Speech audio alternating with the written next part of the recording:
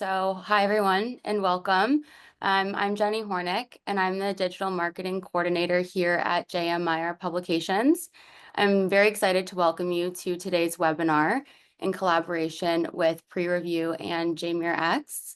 And today's session topic is live review, innovating peer review through open collaboration. And so I'll just quickly go over the agenda for today. So we're gonna move things on next to Daniela Saderi, who's the Executive Director and Co-founder at PREreview. And she's gonna talk to us about what PREreview is and how live reviews work. Then next, we'll be hearing from Amy Schwartz, who's the scientific editor here at JMIR Publications. And she's gonna talk to us a little bit about what JMIRx is. And then next, we're going to actually hear from live review authors and participants who have been involved in these live reviews. And then we're going to dive into what's next with Daniela, and then we'll get into the Q&A session. So as I mentioned, we have Daniela Saderi with us today, the co-founder and executive director at PREreview. We have Amy Schwartz, scientific editor at JMIR Publications. And then we have our three participants and authors, Rhonda Salagoma, Vasco Medeiros, and Toba Olatoye. So I'm really excited to dive into today's session. So without further ado, I'll pass it off to Daniela to get started. Thank you so much, Jenny. I hope you all can hear me okay. And thanks to everyone who has joined already.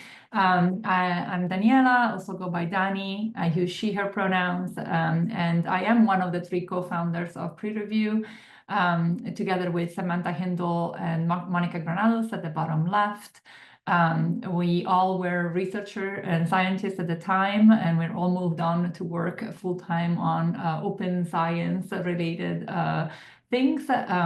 Since we co-founded in 2017, the team has grown, the community has grown. So I just wanted from the start to share my appreciation for the rest of the PREreview team.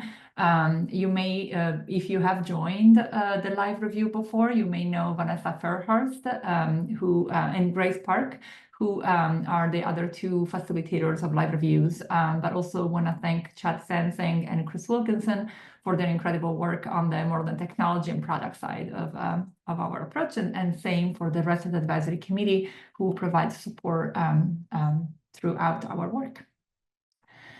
So what is PREreview? Our mission is to bring more equity, transparency, and openness to the peer review process. And we do that through three main aspects of our work, three main approaches.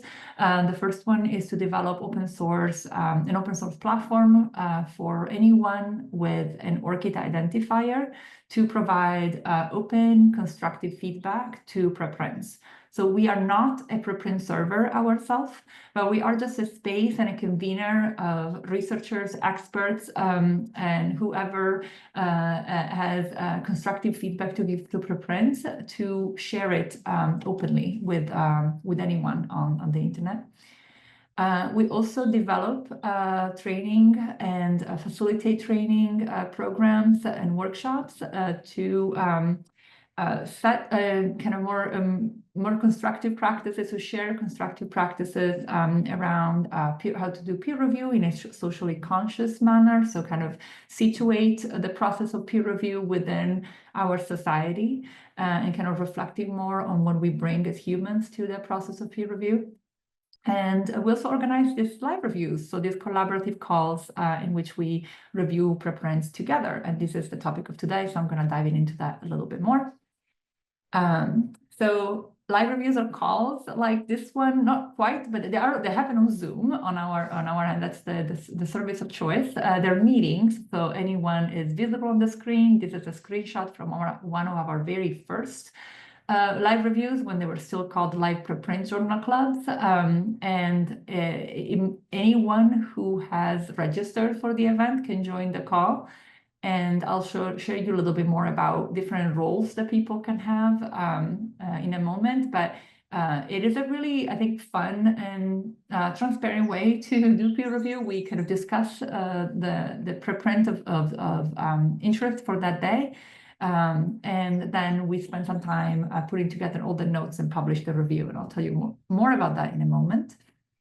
As of, I think, 2022, but really more practically, the end of 2023, we began running these events in collaboration with JMIR Publications and one other publisher for a pilot, but primarily we have been working with JMIR Publications now for a few years to run these live reviews in the context of their peer review process, and Amy is going to tell you more about that aspect.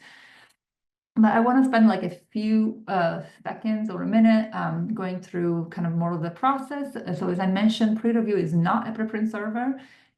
We don't have one, but so the authors, the first step is really the authors publishing their preprint on a server.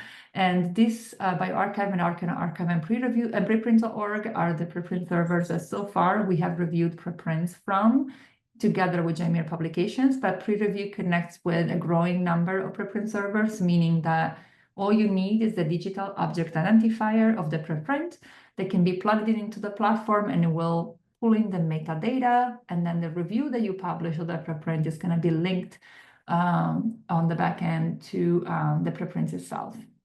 And then once the preprint is chosen, we organize the event, we publicize it and have people register for it, and then we facilitate the call over the course of 90 minutes. And in the following 2 weeks, we coordinate the collaborative writing of the review using all the notes from the call. And then we publish the review on prereview.org, which the review itself has a digital object identifier, so it is citable. And it will also receive a CC BY 4.0 license, which is issued on behalf of the review authors. And this other 2 steps of the process are where JMIR Publication kind of comes in. And again, Amy will tell you a little bit more about how this process kind of fits into their model of peer review and JMIRx.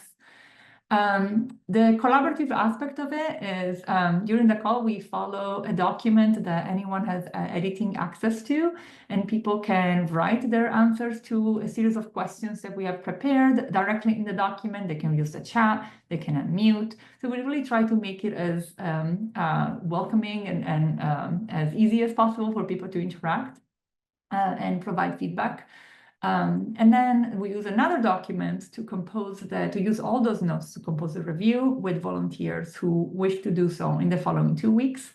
And those volunteers will have the option to be the review authors on the final review that is published, which is here is just a screenshot of one that actually here, all the authors are here. So Randa, oh no, this is actually, I took the wrong one. There was another example. I wish I had Toba, Randa, and Vasco on as reviewers. But the point here is that the reviewers can choose the public option and use their ORCID identifier to sign the review. And here it is, the DOI and the CC BY license. So I want to spend my last minute just to say that there are different ways that people can join. You can just join live reviews and listen in and see what's up. That won't give you the chance of being an author. But if you want to participate in the discussion, you can contribute with in different ways, as I mentioned before, and then have the option to be recognized as a participant. And also have the option to be a review author, which is it means that you are giving another hour or 2 of asynchronous time to put together the review in the following 2 weeks. The cool part about this is that preprint authors are also invited and often are there to receive that feedback. And we have 2 authors in the audience today that are going to share their experience, and then you can also be a facilitator. We share all of the ways that we run live reviews, all of the documents shared on Zenodo, so you can host your own live reviews also if you wish. If you are a review author, then you publish the review with your ORCID ID if you choose so, and your review will show up on your ORCID profile if you do allow that connection. So that kind of helps you build your profile as a reviewer. I think I'm out of time, but here on the screen, I'm just sharing some snippets from feedback that we received throughout the last year that we run one live review a month. And I think it's been incredible to just read the feedback from the community that found it the training component of the live review very helpful, and the fact that authors are there very helpful. And obviously, this is one of my favorite ones. It's like the best model peer review I've ever known. We don't claim that to be the case, but it's definitely a fun and rewarding experience. And I'm privileged to be a facilitator for these events. In fact, we have one this week. I think there are links in the chat that are showing up. Thank you, Grace, and thank you, Jenny. We have a live review coming up on machine learning ensemble identifies distinct age-related response to space flight in mammary tissue. So if you think that you would like to contribute or just sit there and listen, please do join us this Friday. And here are other links that are going to be showing up in your chat, and we're going to share the slides as well. So please be in touch, and thank you so much for listening. And I'm going to stop sharing now and let Amy take over. Okay, hello. Welcome, everybody. It's really nice to see everybody joining in the chats and from all over the world, which really shows us how important this is and how interested a large community is about this topic of live reviews. I'm Amy Schwartz. I'm a scientific editor at JMIR Publications. Among other journals in our portfolio, I handle the submission and peer review and editorial processes and decision at JMIRx journals. So today I'm just going to about what JMIRx actually is as a series of what we call an overlay journals or super journals. And these are kind of buzz terms that basically just mean a series of peer-reviewed journals that sit on top of preprint servers. So what this means is quite literally in our two active journals that we have, JMIRx Bio sits on top of the preprint server bioarchives. So this is focused more on biology, biological life science research, whereas JMIRx Med sits on top of the Med Archives server. So that's preprints that are focused, articles that are focused on medical topics or health topics. And this varies from sort of a traditional journal from a few aspects. One is transparency, and the other is who is actually in charge of disseminating research, who has the control. So in a traditional publication process, we think of editors largely as the gatekeepers of this type of dissemination, where a manuscript is submitted to a journal, potentially, usually confidentially, often behind closed doors or closed curtains in this metaphor, where peer review and editorial review happen. And then ultimately the journal publication is really, the article is the only evidence of the research that people see that gets into the evidence base of the literature. With the JMIRx publication process, the researchers are really in control of the dissemination. Once the work is done, they decide it's time, we want the world to see this. The research is uploaded to a preprint server. It's now open for community review and discussion, and when submitted to a JMIRx journal, then to live or traditional peer review, and the editorial process happens, followed by a complete publication of the entire version of record from the preprint through the review, responses, and article published. So this represents a model that's become known as PRC because it changes sort of the order of operations of publishing from starting with review to curation to publication, now starting with publication in the form of a preprint. So to submit to a JMIRx journal, there's really two main pathways. One is to use our own preprint server, JMIR Preprints. And in that case, every author submitting an article to a JMIR Publications journal has this option of putting up their manuscript to the preprint server. In this case, this would be a direct submission to JMIRx. Otherwise, one of the, for an existing preprint on an existing server, as mentioned, authors may get an email with a survey and opportunity to submit to a JMIRx journal.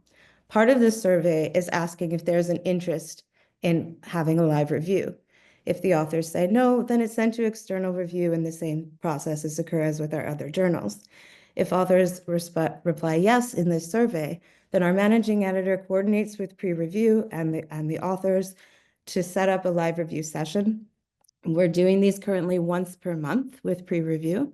So whatever is available in the schedule, After the live review, within 2 weeks, as Daniela mentioned, the report and the summary that the participants with the pre-review facilitators put together, that is published. So it's published on PREreview, and it's also published and made open on JMIRx. So in this case, the review report and the live reviewer comments of a preprint are going to be made available and published regardless of whether the article is ultimately accepted and published in the journal. But this report actually serves as the reviewer comments as they would normally for the initial editorial decision.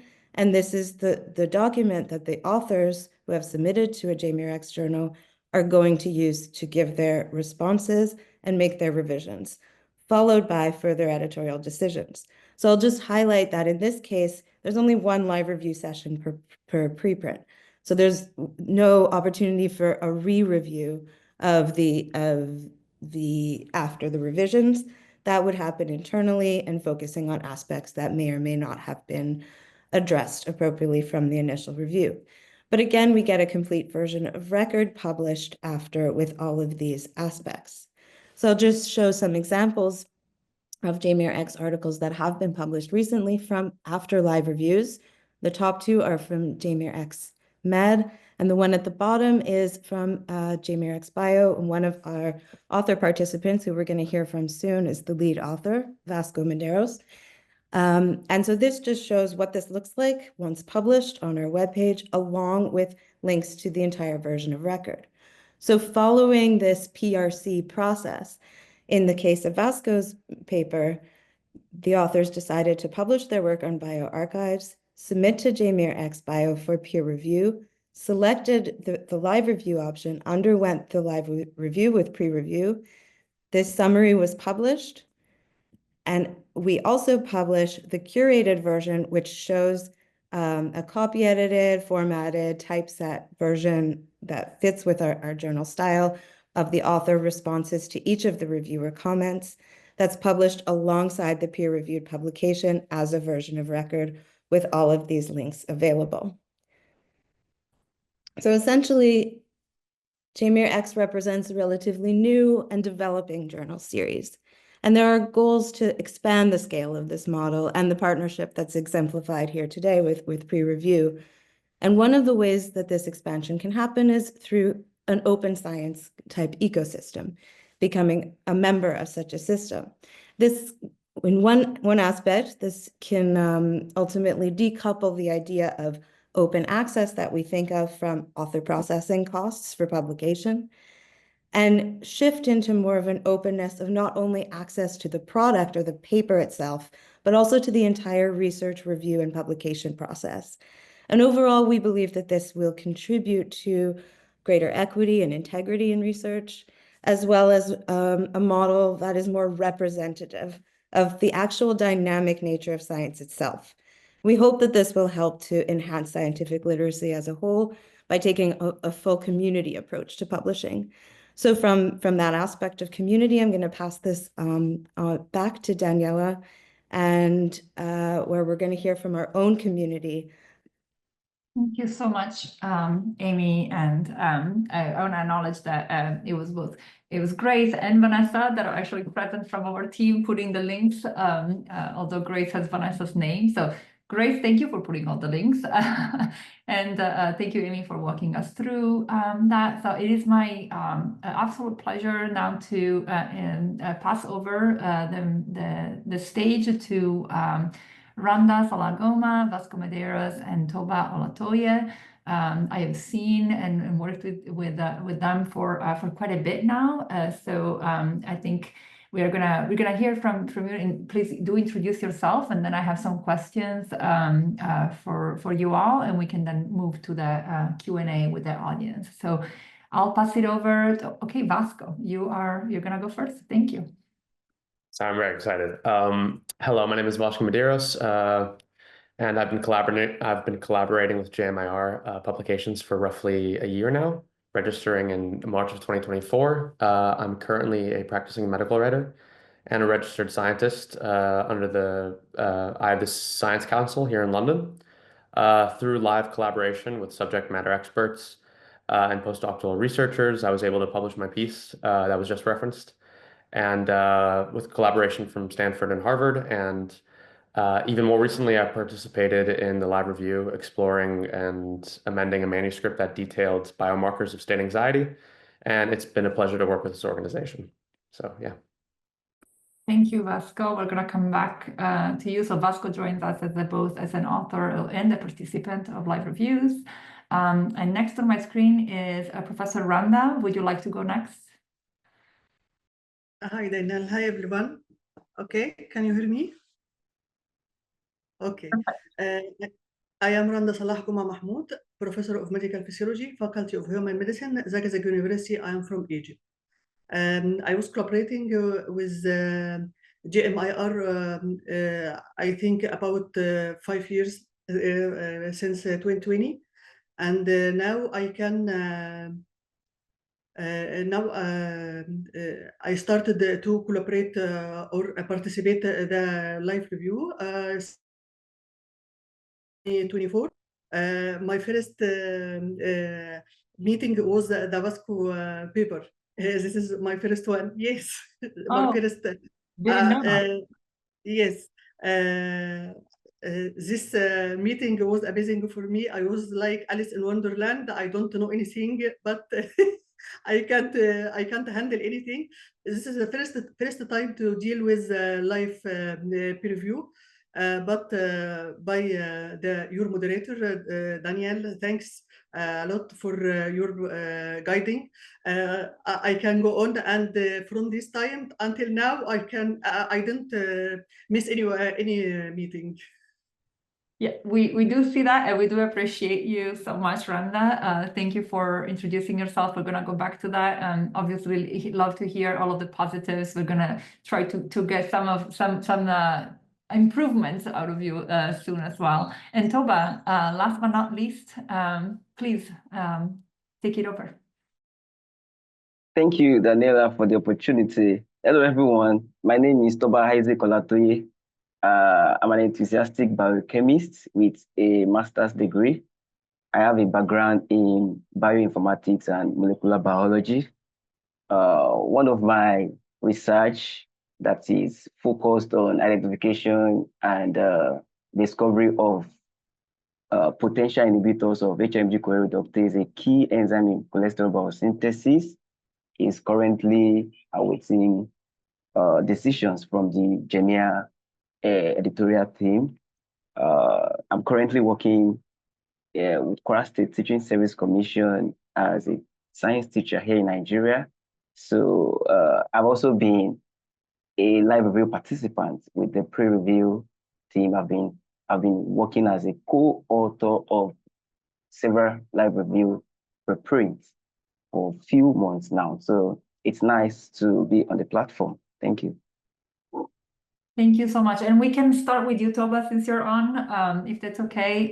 Again, you have recently been the author. I think your preprint was discussed in February, but you've joined us as a participant for quite a bit. So I think my first question for you all, but starting with Toba, is as a participant, like what were your expectations joined, and what has been your kind of overall experience? If there is one particular fact that you would like to share about your experience as a participant in a live review, I'd love for you to share. Well, thank you. Thank you so much. Well, as a live review participant, my expectations was that for any review process, the process should be a little bit open and transparent. And if I must confess, the first time joining the live review as a live review participant, it was somehow engaging. The process was so smooth in the sense that as a live review participant, I've had to read the preprint being reviewed early on, so I have as much information about the preprints to be reviewed, as well as multiple reviewers all across the country. So it makes the live review process to be kind of engaging, also very open and transparent, and it was it was a very engaging experience for me anyway. So another thing that I was expecting that I actually caught in the review process was the fact that the reviewers did not necessarily have to have a niche experience on the topic to be reviewed. So I think that makes sense, because you don't have to be a biochemist to review a paper on biochemistry, and I like that. So thank you. Yeah, thank you for raising that point. I think that I bet that would have come from a question from the audience. I think that a lot of time when we run live reviews also in the context of training, because it's kind of like we try to apply all the things that we learned in our workshop at the end and publish a review. And we had several people that were like, oh, there is no way. When we tried to pick a review that it kind of, it matches generally the expertise of the participants on the training sessions, but you can't find one that is like specific. And a lot of people are like, I don't know if I can contribute, how am I supposed to know? But the truth is that we are all researchers trained with critical thinking skills. And it's true that we might not just be able to, all of us, hit all the aspects of the preprint. But that's what's nice about this collaborative process. So there are people that bring in different experiences and different perspective, and it actually enriches the review itself. So thank you for that perspective, Toba. I'll come back to you for the author. I'd like to hear next from Randa. Randa, I know that you've already shared that it's been a good experience for you, and you have joined every review since, and it's been great. And I wonder if you can, whatever you want to share, it's great, but also like speak a little bit more about this aspect of like, for sure, when you join every month, there are preprints that are more close to your expertise and others that might not be quite. How is it that being for you to be a reviewer for something that you might not have been calling yourself an expert before? I don't know if that question makes sense. If you want to share a little bit more about this experience of joining different preprint discussions, and how that has been for you. Okay, it's not matter to be my specialty to review a paper. I reviewed a paper, I think from the organization. Okay, I can review the organization references, statistical analysis. Okay, what I can share. So it is no problem. I reviewed now about 860 review on my Web of Science, but not all in my specialty. Okay, I can do review anyone, and this is good in your because I can see I found new subjects in your meeting, not faced before. But the good thing that everyone in the meeting respects the ethics. When he don't know the paper, or he don't know to add any participation, just listener, all respect the ethics, and you give all the chance to give his review even by native language. I think anyone can add his comment without restriction. This is very good, and you can translate later on. It's for me, it is good to who is junior, and I know also you accept constructive criticism, as you insist on survey every time, every meeting you insist and give the positive and the negative, or what we don't like or like, and so on. You go ahead. I think in this manner. One comment for me that as a reviewer, I can't add this work to my Web of Science. Okay, it is added to my ORCID, but can't add it as a review. But as a publication, because DIO Okay, add to my work, add to my Web of Science as a publication, but not verify it. I can see it in my profile, but can't see it in my downloaded CV from Web of Science. But in profile, okay, it is present. For me, it is I am satisfied. But I think for who is still in junior or in the first steps of way, maybe just he can't add the work. But for adding the work, you have to be author of the review, add some work to finalize the review report. And for me, I'm satisfied. That is good for me. Thank you for your effort.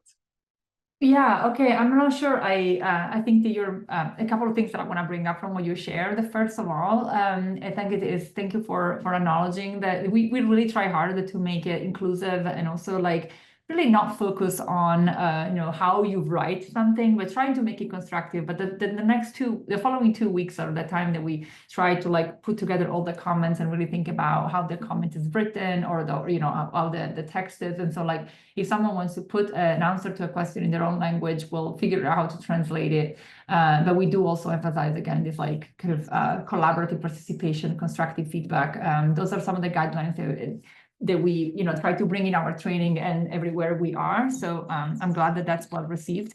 For this aspect of like how you put it on your CV or not, I think that depends on the person. We allow for many different ways of participating. Someone might want to participate all the way and compose a review, but they don't want their name attached to it. And that's why we have the pseudonym option, which I can talk more about if someone has questions. Really like the recognition of peer review contributions in all different forms from your own academic institution. It's something that I think hopefully the policy advancement will kind of catch up, but we just do our best to make it so that you can put in your CV if you want. So thank you for that. And Vasco, I think again you're as Toba, you're welcome to share anything from the perspective of the participant. And I'm also curious to hear from an author perspective, because a lot of people are like, at the beginning, especially when they didn't know the process, like, oh, the authors are going to be there. I guess both from the participant and the author perspective, how was that dynamic for you? Like of you as a participant having, I think that the first time you joined as an author, so maybe that's kind of like changes how someone sees that. But how has it been for you kind of to play those roles? And do you think that it kind of prevented someone from saying, giving feedback to you because you were there? What was that experience about? I don't think anyone held back on any feedback given, mostly because the bylaws put in place and the rules put in place make it so that it's done in as amicable of a manner as possible. I did join as a author first, which may be a little bit unorthodox. I'm sure most people probably start as participants, but as an author, I feel as though in a medium where it can be very repetitive, where literature reviews are systematic by their very nature, they have the same structure, abstract, intro, methods, results. Collaborating in person or rather through Zoom can breathe some life into the process that is fundamental in the scientific community. And personally, as an aspiring medical writer, having spent a great deal of time in academia where it's often publish or perish, having author processing charges circumvented really proved essential to those who are starting off their careers and those who have maybe something to say that's very important, but don't have the kind of funding that a large institutions have.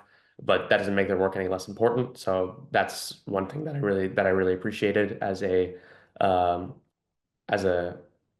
author. Also, something that's not broached as often as I think it should be is the fact that there are many predatory journals out there, some of which, for those of you who are unaware, can be found in the Bell's list of predatory journals, a link of which I can attach after my little segment here, where journals will often ask authors to pay exorbitant amounts of money and then publish their data on their website, only to have the journal itself be stricken and finished, only to run off with the cache. This happens very often, and it compromises robust data and scientific integrity. And knowing that JMIR wasn't on that list, and knowing that they, cross all their T's and dot all their I's and do the kind of research necessary to make sure that they get good participants and good authors was welcome as someone who was an aspiring author. So that was my experience as an author. As a participant, it was a lot more relaxing than being an author. I'll be honest about that. Not having it's way easier to critique than it is to have your work be critiqued. But again, everyone was very friendly. It was done in a very concise and specific manner, and the time in which it takes to publish said work is much faster in this way than it is for most peer review processes. Having that only 2 weeks to get all of your comments down and have it written up in a report, that's a very good way to expedite peer review. So overall, I think the platform is done very well from the perspective of both an author and a participant. So yeah. Thank you. Thank you so much for sharing all of that. And yeah, I'm sure that people will appreciate that link if you have it. So I do have other questions, but I actually see that there are a lot of questions in the chat. And so I think it could be helpful to go through a few. And I also appreciate that. So it's a little bit harder to track in the chat. There are some in the Q&A as well, but I'll do my best. Thank you, Grace and Vanessa, for also answering some of the questions that you knew the answer to. So I think let me see, let me select. I don't know, Jenny, if you have identified one specific. I'm catching up right now. Let's see. I see a few people who are asking about the some sort of ethical concerns or code of conduct, how, I guess reviewers are vetted in the situation, and understand there's one in the Q&A that related to this, of managed competing groups who are in the live review that might try to kind of block the publication. So I think we can maybe together address some of those. So Daniela, if you want to start on how I think on our reviewers come into play and the code of conduct and conflicts of interest. Thank you so much for bringing that to. I think that's a very important question, and I think that when we say anyone can participate, that's sometimes the first thing. I was like, ooh, anyone. So that could be there could be people coming and joining with malicious intentions. There could be friends that come and trying to just do positive, only positive feedback. Yes, all of that is true. I don't remember a time in which we had to we have to address that. So just to step back, we do have a code of conduct that applies to all our events and also to the publication workflow itself. And we do our best to, again, identify, of course, if someone is a great actor and they can possibly do and come and do these things in a very subtle way that we wouldn't know. But I have to say, we do also have a conflict of interest statement. So if someone would have to do it and plan it and come and just know how to circumvent all of these aspects. But I wonder that is also true in a more traditional review process. The only difference is that it's opaque and you don't know about it. You can't track it back. The use of a pseudonym as an option to be a reviewer is something that is not used a lot actually in the live reviews, but it is technically an option that someone could come and do all of these things and use their pseudonym to publish the review. But that is actually something that we can still track back, and that has happened, not in the context of a live review, but in which we had a live reviewer a reviewer that published using a pseudonym. And it turned out that it was the author or a colleague of an author, and we were able to see that was failed to be revealed as a conflict of interest. But we can see their ORCID on the back end, so that is the element of accountability. We can still enforce our code of conduct and lack of conflict of interest statements. And so that can lead to the remove of that person entirely from our community. And again, it happened twice, not in the context of the live review, because I think it makes it much harder. Now, does it guarantee the fact that that can happen? It doesn't. But the fact that there are so many people there, it's, that risk is minimized because it's not one person who reviews the manuscript, it's many. And so in a way, I think it's even more proof that this process can help eliminate some of those things that can happen behind closed door when it's just one or two reviewers that are called by the editors to review. And I think that, again, then JMIR has also other further ways to do that. There is editorial supervision. So Amy, if you want to speak to that. Well, I would just add that for some of the concerns that are being raised, the same as in traditional review, the reviewers are not making the decision on publication. The reviewers are providing input on the scientific rigor of the manuscript, some other suggestions based on their own areas of expertise. The editors are making the decisions on and handling manuscript on publication based on the reviewer's advice. So there is not, if a reviewer is blatantly trying, there's no way for somebody who participates in a live review to block a publication. I can't, or block a process that's happening at the editorial level at JMIR from our editors and the work that we're doing once we receive the review report. And yes, of course, we do have also our own thorough checks on any kind of conflicts of interest or any other potential peer review fraud that could occur at all levels of the journal. But in terms of the live review, we're using the comments as a basis to form an editorial decision, not as the editorial decision itself. So I just wanted to clarify that. And I did see a related comment that sort of comes up of how it impact when not everybody in the live review session is an expert. What is the potential value of that? And so I would just say that there's a very broad area of expertise that's required in evaluating any type of research. So yes, we hope that at least one person, and I think we try to get at least, a few people who are experts in that particular topic and field. These are declared, and we can know who the reviewers are by tracking the people who are participating and helping to put together the summary. But as a whole, everybody brings their own expertise in judging the scientific rigor of the manuscript. And the facilitation and the collaborative document asks very specific questions. And I think that people with research experience from different aspects can answer and address those aspects that you get as somebody handling the submission and making a decision as an editor. You often don't get that kind of thorough review from a traditional peer reviewer who might put a few lines in. That doesn't give you as much depth as what you actually get from a collaborative document that goes through different categories and different parts of the paper and different aspects to consider. So I think it provides an opportunity for people with a lot of areas of expertise to weigh in addition to the topic experts.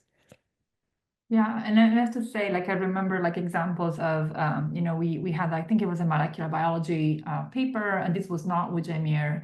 And the animal model was butterflies, which is kind of unusual. And we had people joining that had no molecular biology component, but they used the same animal model for comparative anatomy. And it was a very interesting discussion that kind of started there, that they would have probably never been selected as reviewers, but they brought some perspective that the authors were like, oh, I didn't know that about this animal model. So I think that it does allow also for this kind of cross-discipline perspective that enriches, as I said, the discussion.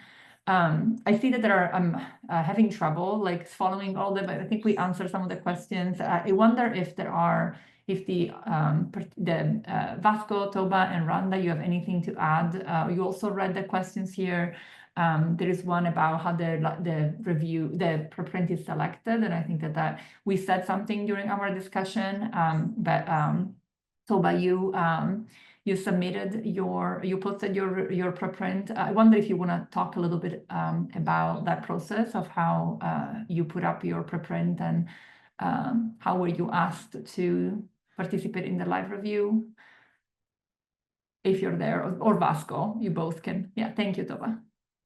Thank you, Daniela. Well, I remember vividly that when I submitted my manuscript on bioRxiv as a preprint, so your platform popped up, pre-review. So I decided to look it up, and then that's when I actually connected with the platform. Then along the line, I received an email from JMIRx publication if I would like my paper to be peer-reviewed. So when I gave my yes, then there were options that popped up, one of which is to use the collaborative live review model for my review. So as someone who has been a participant in the live review, so I already know that the process is going to be a lot faster, because from experience, getting to set up the collaborative live review session for my preprint to receiving actionable feedbacks was kind of faster compared to the traditional model that could take several months, if not a year. So another thing that actually attracted me to using the collaborative live review model to review my work was the fact that I know that the quality of evaluations that I'm going to be getting from a live review session is going to be very high, because I myself have participated in several. So the beauty of the live review model was that since there are several live reviewers participating from different parts of the world, so they bring their own perspective to evaluating the journal. Of course, there are live reviewers who has a deeper knowledge of the subject matter of the preprint being evaluated. But the difference in this live review model was the fact that it is a discussion that is interactive, and it's I think for me it has less bias, and then it is very engaging, and that ultimately leads to the improvement of the manuscript. Then another thing that actually got my attention was the fact that using the live review model kind of took off the burden of publication cost from me. What I'm trying to say is, as a researcher from this part of the world with no external funding, so to cover the cost of publishing in high impact journals could be a very daunting task, and sometimes very discouraging. So I saw that the partnership between live review, pre-review, and JMIR publication has kind of removed the obstacle of paying very high for publishing a good research.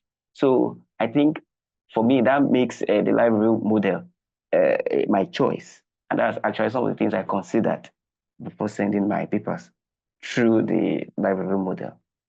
Thank you, Toba. You also mentioned one, when you submit to bioRxiv and CLO preprints, these are the only, soon another preprint server, preprint.org, authors have the option to request feedback from the pre-review community. That's not to request a live review. It's just feedback that goes into a feed on our website, and that means that anyone could look at what reviews have received the request. And we try to pick those reviews when we organize live reviews with our champions or with our community. But I think that this touches on an important point, is that this is a model that sounds, it's fun. It's definitely not perfect as we thought, but it's not really easily scalable if we are the bottleneck, right? That's the whole thing of like, we are here facilitating it, but even JMIR was like, can we do more than one a month? Our small team can't handle that. But that's where the community, we are hoping to work with the community, and we share all of our resources and the process out there. But like the big question, I think, as we're moving into what's next for us, is to understand, like, how do we develop a community, or we develop together in community other groups that can lead their own live reviews, and how do they intersect to, like, what's the role that pre-review can play in bridging the collaboration between journals who want to try this model and communities that want to learn how to facilitate and bring into their own spaces. I think that those are questions that we're really interested in addressing moving forward. And I know that we have 8 minutes left, and there are other things that we want to communicate. I wonder, Amy, you've been tracking questions much better. I will leave it to you and Jenny to tell me what we should do moving forward. Otherwise, I'm going to continue to ramble. That's not fun for anyone. No, there's a few questions that are under the same category, so maybe I can just address people just asking about accessibility of from different parts of the world. I just want to emphasize that geography and circumstance should not impact your dissemination of your research, publication of your preprint, or decision to participate in the live review. And it doesn't impact the evaluation of it from an editorial standpoint. We evaluate every manuscript from its scientific integrity and contributions and scope to the journals, and based on the reviews, whether they're traditional reviews or peer review reports from a live review. So I do understand there is an overall funding concern, and that's been raised and is one of the advantages for right now for authors to choose the live review option, as mentioned by our participants, because there is currently a waiver for the article processing fee, which is already reduced, and that we also at JMIR Publications have other opportunities for waivers or discounts depending on author circumstances. And especially with the JMIRx model, we have different opportunities that you can look into more in terms of different circumstances and different situations. But just to emphasize that these are not deterrents and should not be deterrents for conducting research and deciding to submit your research for peer review and publication. And this is not a consideration that as a publisher that we have of where the authors are located in the world. Thank you so much, Amy. I see there are other questions that have been addressed. I actually have one because we've been obviously biased. We like what we're doing. And I hope that, I don't know if Vasco, Toba, Randa, if there were one thing that you would suggest for change in this live review process, what would that be? Is there, we have our survey, and there were some things that were like, sometimes the facilitators go a little bit too fast. It's harder to follow in the document if I'm on the phone. So we know some of those things, and sometimes we like to give options, and it actually makes it a little bit more confusing. So I know some of the feedback. I wonder if that's your say, but yeah, Vasco, I see you are your camera on. I'd like to hear one thing that you would like to improve and suggest for us to change in the future. It is important to be critical, and unfortunately, I do not have a lot of negative. I mean, fortunately, I should say, I don't have a lot of negative feedback to give at all whatsoever. But one thing that was a very small qualm, which has been resolved, was the fact that knowing that you go through different preprint servers, there's Medeiros and there's bioRxiv, and those again go to the respective JMIR Bio and JMIR Med. JMIR Bio currently doesn't have enough articles or enough articles in the first version of the journal to have an ISSN number. So the DOI that is attached to the article, for those of you who want to submit your work to JMIR Bio, the DOI will be invalid until enough pieces and manuscripts are posted onto the JMIR Bio platform, in which case, when that will be the case, and I don't know the number. I don't know if anyone here knows the number of how many articles need to be published in a certain volume of work for it to have an ISSN number. But in between now and then, there won't be any. The DOI fixed to your piece will be invalid. That's information that I would have welcomed beforehand, but again, it's not a permanent state of affairs. With one piece being peer reviewed every month, I'm sure that that the JMR team will produce that number in spades, and we'll have soon enough to have a DOI attached to all of the publications and have the proper ISSN number. So other than that, I have absolutely no qualms. So yeah, that's my piece. Thank you, Vasco. Toba and Randa, do you have one suggestion for us moving forward? as we close? Well, Okay, good. can I go on? Yes, okay. All right. Well, I think for me, the what was it called? The collaborative live review session is well structured. It's perfect for me. But I do have one suggestion because I noticed that we do have a low number of participants from Africa, and I would like to see that improve. So what would I suggest? I would suggest that PREreview or JMIR Publications should do more on creating awareness. I think that especially for researchers in Africa, because I also like them to collaboratively engage in this innovative way of peer review. So I think it would be good if there could be more webinars like these organized and then posted on social medias that platforms that are frequented by Africans. So I think that will help them to have an idea of what is currently going on in the peer review process. So that's what I'll suggest. Thank you. Thank you so much, Toba. We're definitely trying to do that more, obviously with our Champions program as well, you're familiar with. And Randa, do you have one suggestion for us? Thank you for your effort. But I have one comment. I know it is hard to handle, but I wish the meeting be more than one per month, maybe two. But I think it is more effort for you, but it is good for us.